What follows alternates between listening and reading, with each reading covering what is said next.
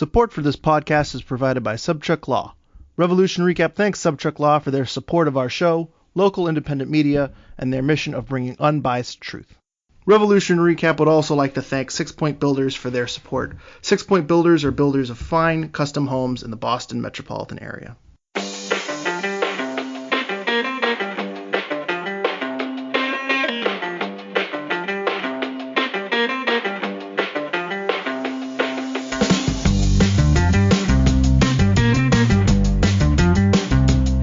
Welcome, everyone, to a bonus episode of Revolution Recap with a special interview with Brian Dunseth today.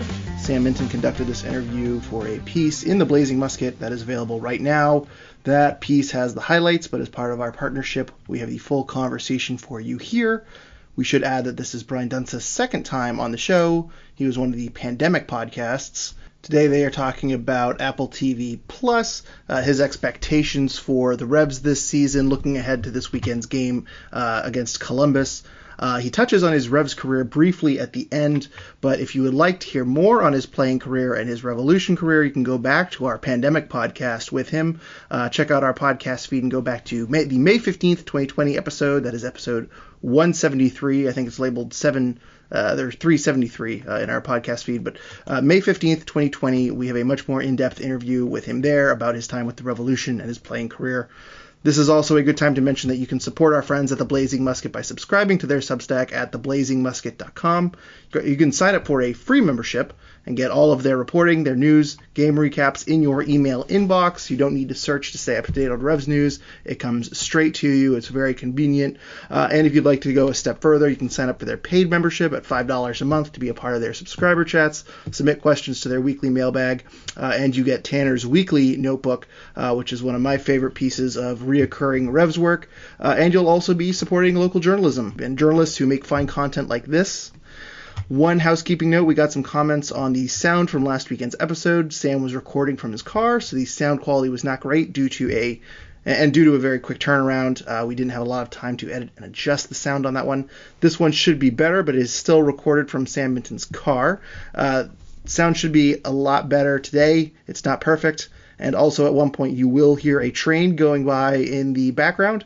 But outside of that, this sound should be a little bit fine. We apologize for last weekend's episode. If you are having difficulty with sound or anything else, someone mentioned that Spotify is having an issue with episodes stopping halfway through. You can always shoot us an email at revolutionrecap@gmail.com. Also, make sure you rate us 5 stars on iTunes and Spotify if you've not already. Getting close to 100 5-star reviews on iTunes. Please make it happen. Really looking forward to hitting that 100 mark. Also, not a full ad read today, but friendly reminder, go check out GalassoKits.com. Save 15% off your order by using promo code RevsRecap. GalassoKits.com, 15% off when you use promo code RevsRecap. And now here is our conversation with Brian Dunseth. Talk to me about what it's been like working with Apple for MLS Season Pass, and have you been able to enjoy getting to see a little bit more of the league instead of focusing on one team? Yeah, I think well, first off, I'm super honored to be a part of this initial group. I think there was so many variables and unknowns heading into the season because we kind of all knew that it was coming to the end of the original contract and that everybody's kind of individual team responsibilities were going to change drastically with the announcement, last June, that Apple was coming in and going to be in charge with MLS of broadcasting all these games. So, for all of us, and I'll speak kind of broad stroke, for all of us trying to figure out if we were involved, could we be involved, and then ultimately what it was going to look like from that point on. So super, super, super honored and happy to be a part of it, since it's pretty much the only thing I've ever known since 1997, joining the Revs, which I was just talking with Alexi Lawless on our series show earlier today. And then, I think one of the unique things about my broadcasting career is I've been really fortunate to be with Fox Soccer and FS1, to be with BC Sports, to be with ESPN throughout different stages of my kind of broadcast career. So being able to call quote-unquote national games and not just kind of local Real Salt Lake coverage afforded me really the opportunity to be really well prepared and well versed with how to handle kind of the international and national and international broadcasts that we have at the forefront right now for Apple. So Yeah, super excited. For those that don't know, being paired up with Max Bretos is even better because Max actually did my very first national broadcast at Fox Soccer back in the day. We did a David Beckham LA Galaxy on the road for Hong Kong 11. And it was like a 3 a.m. kickoff from the studios in Santa Monica, right below below UCLA. So to be able to call games with my guy Max, I couldn't be more a more lucky individual on this side of things. Yeah, and now obviously kind of looking at the Revs and their start to the season, overall, what's been your impression of the team? And, did you kind of expect them to have such a good start to the season? Well, I got to call the game out at LAFC a couple weeks ago, so I don't know if Bruce is going to be too happy that I'm calling the game this weekend in Columbus, considering how well everything started. And then, obviously, the result in LA was not what they were looking for at the time. Listen, I think anyone that predicted this start of the season for New England would probably be lying, right? I know we do all the preseason predictions, and we talk about what it would look like and what it would feel like and what they think you're going to get out of them. But I probably would have said the same the year before with missing out on the playoffs after breaking the league points total in 2021. But I think what we're seeing this year is you have a really smart, savvy business deal to acquire Bobby Wood, who, when he was healthy, was I think a really serviceable goal scorer for Real Salt Lake. I saw him here week in, week out, but unfortunately he just couldn't stay healthy. You throw Barrero into the mix, and all of a sudden the pickups of Romney and Blessing, the spine of the team, is incredibly solid. There's no weakness in this team. And even you go back, and I know it's Montreal, and Montreal's not playing well, but however you describe it, and I know Bruce hates to talk about tactics, you knuckleheads. But Petrovic in goal, back four. I think Romney, left-footed, dominant center back, affords even more time and space for DeLon Jones and Kessler. The addition of Latif, I think undercover is one of the best moves of the offseason because I've always rated him incredibly high. And I think Bob Bradley did a really good job inverting him into more of a central midfield role when he was primarily used as a winger for Sporting Kansas City and Peter Vermes. And then just having a Carlos Gil and a Gustavo Bo back in the mix. And Barrero, again, showing I hate comparing players, but there's so many different characteristics that are similar to Tejan from a couple of years back. So, yeah, it's great to see them starting out so well. And I think games like this in Columbus do have an interesting kind of turnover in the aftermath of Caleb Porter, creates a great opportunity for New England to continue their momentum and for everyone to try to stay as close as possible to what FC Cincinnati has done so far in the season. Yeah, and then obviously, too, when it comes to, New England facing off against Columbus, a lot of the focus initially will go to the battle between Carlos Gil and Lucas Elarion. Can you just kind of, compare and contrast their playing styles and what really stands out about those two players? Yeah, similar and yet different, right? I think both players have the freedom to go find the game. And I think, first off, I call it player profile, right? The player profile of players are similar. But let's start with their intelligence, the way they kind of sniff out spaces, how to get away from defensive midfielders that are, really focused on minimizing effects. And because they're so technically gifted, they're given the license and the creativity to go find that space. Whether you talk about right foot or left foot, whether you talk about inside the foot, outside the foot, whether you talk about, weight of the pass, dropping the ball, curving the ball, undercutting the ball, all these things, like the leaning and playing around little 1-2s, combination plays. There's just a certain core group of players that you can talk about week in, week out will have such a huge positive effect for their team. And I think these two players are kind of shining examples of, let's use Minnesota United, the Battle of Reynoso, right? Another perfect example, very similar to these two that we're talking about. When he's not in Minnesota's team, Adrian Heath and Minnesota United are a completely different team than they are with him in the team. So that's what I would put the effect of. And when Carlo tore his Achilles a year and a half ago, 2 years ago, however long it was now, you saw them playing differently because they had to play differently. And that's just the cause and effect of being able to go out on the international market, having ownership that is willing to be committed to spend because they have the trust of the front office and the coaching staff that they'll identify the correct player, and credit to both coaching staffs, because it's not just, as we've seen in New England over the years, and I go all the way back to 1997, you can name a bunch of number 10s and you can name a bunch of creative players, but were they always the right fit? Did they have the right personality for the locker room? Did they have the leadership attributes? Were they good people? I think all of those boxes are checked with Carlos and Lucas Elorano. Yeah, and then when it kind of comes to Columbus, what stands about their play? And then obviously, too, Wilfried Nancy has been able to come in and make a real impact. So what stands out about his coaching style and his effect on this Columbus team? If you go back, and I highly suggest anyone who's reading or listening, go check out his pathway. Leaving France, coming to Montreal, starting with the kids, working his way up to being a Thierry Henry's assistant, and then having enough, I call it sweat equity, work within the club to get his opportunity to be the head coach. And in the beginning, people were like, well, where's his pedigree? Where's his coaching acumen? How can you say this guy who's been like a 3, 4, 5 year assistant coach, why is he the right guy? Well, we saw it, and we saw a lot of guys buy in. And what I would say about his time in Montreal is he made players better. He coached players up. And I think that's what you're seeing right now. I mean, no Cucho, and I know Christian Ramirez is kind of a proven commodity in MLS circles with his time in Minnesota and LA, Houston, and coming back from Aberdeen. But remember, Alexandru Matan was basically like 1 week away from Caleb Porter trying to get rid of him as quickly as possible.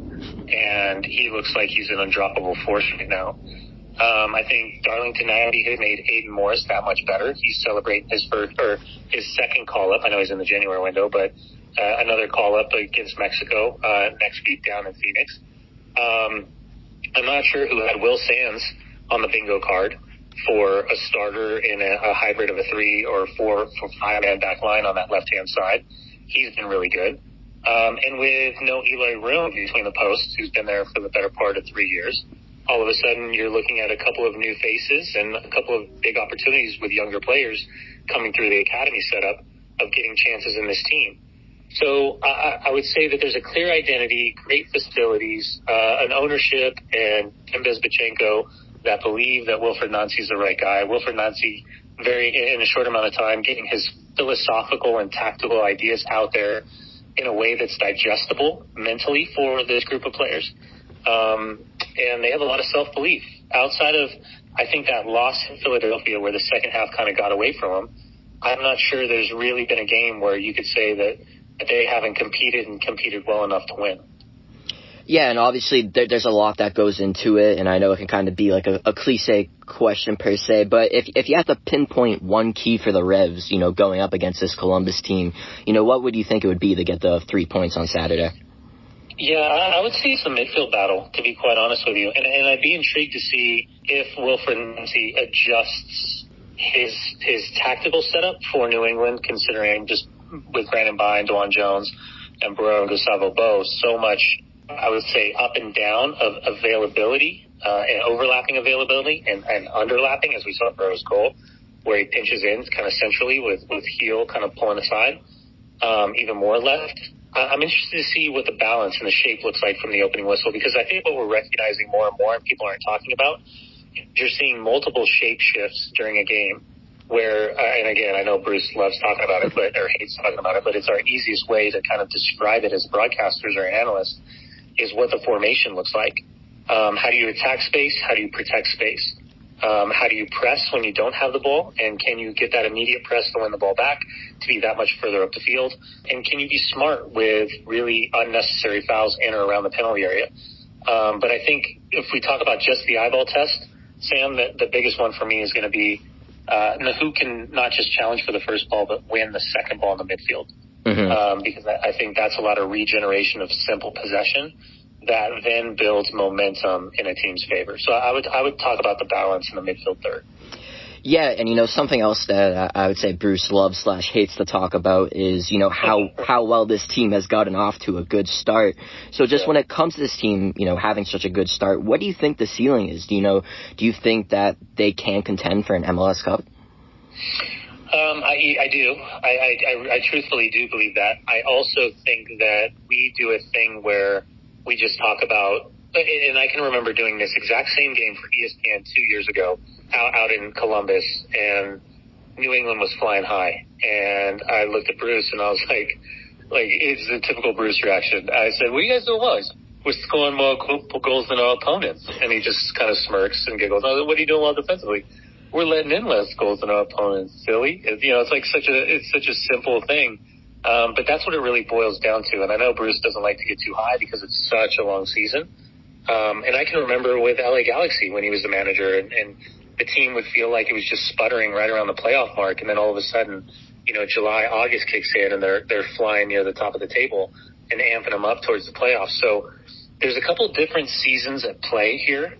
And getting into the international transfer window, getting into the Leagues Cup break, and then getting into that run into the playoffs, I think are three very different phases of the season. But I look at the depth of this team, and I'm really intrigued to see what the timeline looks like for Josie Altidore this year and how much of an impact he can have. And I know that sounds crazy to a lot of people, but I still think there's a role for him to play in this team. And then ultimately, how do some of the younger players continue to evolve into this group? What is Buck's role? What is Rennick's role? The list goes on and on with the way that the academy is developing really high potential, high bar young players coming through the ranks. So, yeah, I know Bruce doesn't like to talk about it, but I don't see any reason why they can't compete in the Eastern Conference. They can't compete to have home field advantage in the Eastern Conference playoffs.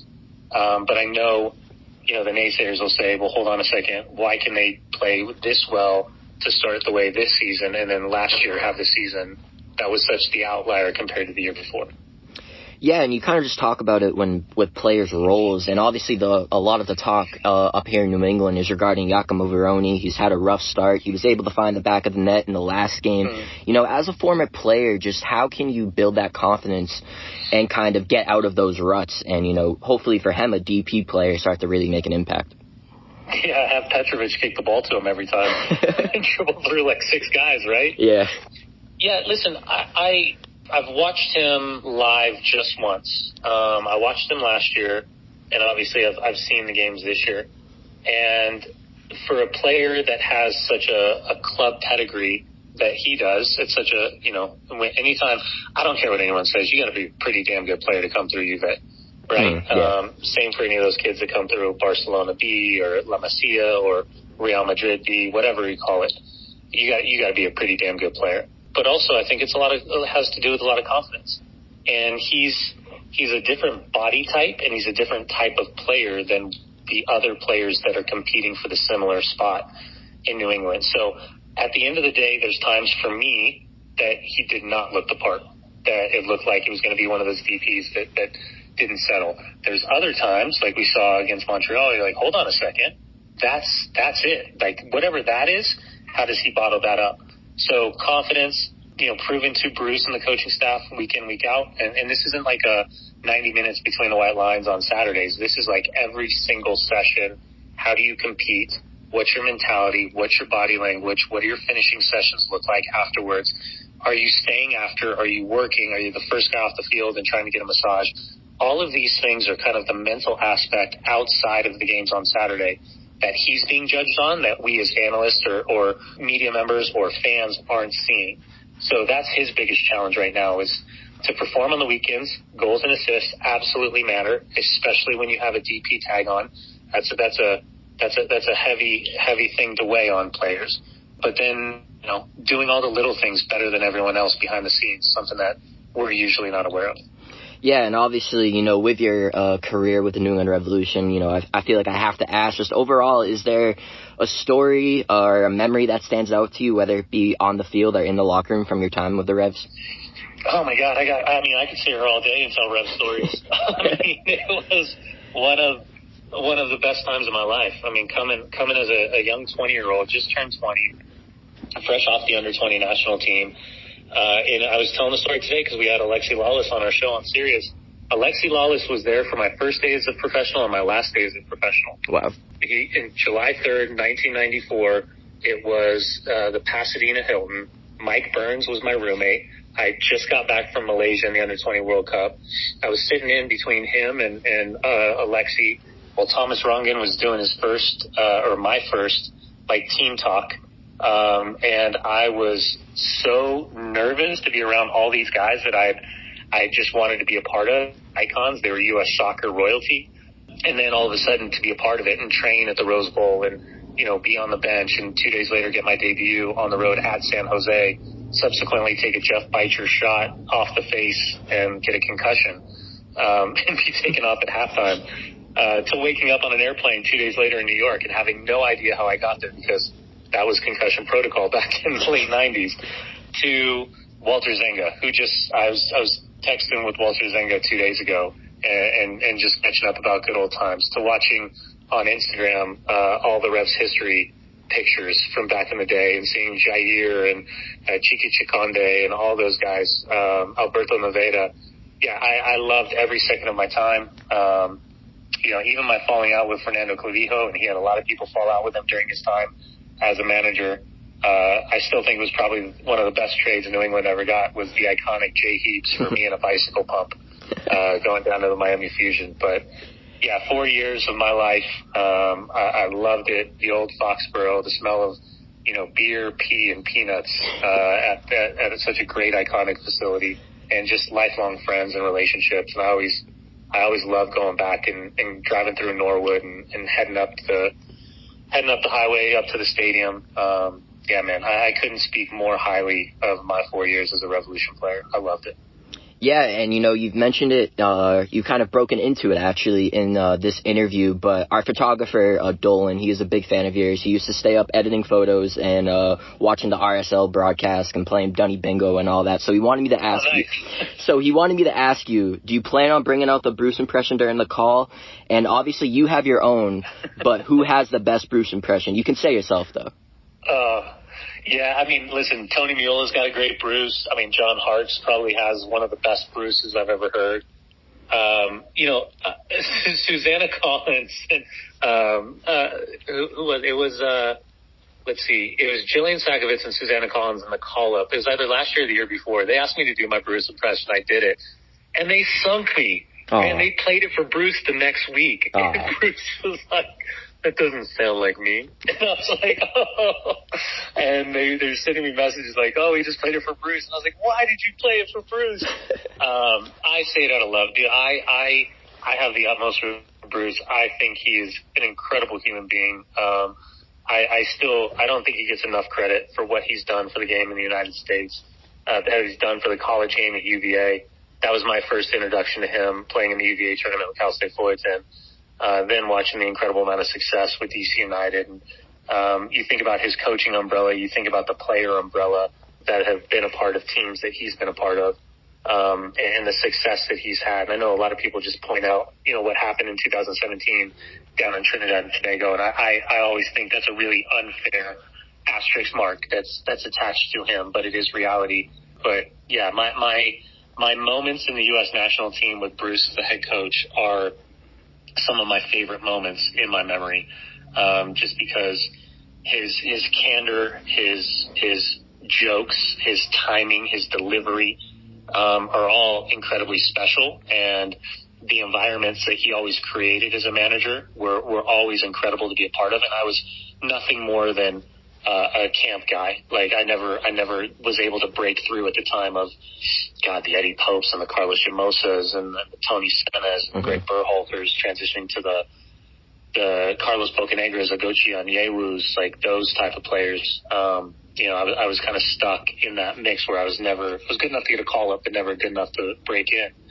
But when the whistle blew, you knew exactly where you stood with Bruce, and the accountability of performance was always there. In the competition level, he created an environment that everybody wanted to perform. So, love my time with Bruce. I do my impression with the utmost respect meant. And, because it's Brados, there's probably a way I could get a quick Bruce in there at some point. I think I did at LAFC, but yeah, because I deleted Twitter back in October, Dunny Bingo doesn't really live the way it used to live.